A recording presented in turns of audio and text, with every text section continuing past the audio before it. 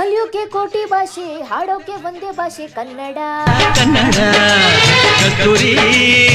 November 1ನೇ ತಾರೀಕು ಮಾತ್ರ ಅಲ್ಲ ಕನ್ನಡ ರಾಜ್ಯೋತ್ಸವ, ವರ್ಷದ 365 ದಿನಾನು ಇಲ್ಲಿ ಕನ್ನಡ ರಾಜ್ಯೋತ್ಸವ. ಪ್ರಪಂಚದ ಏಕೈಕ ಕನ್ನಡ ಪಬ್ ಇದೇ ಆಗಿತ್ತು.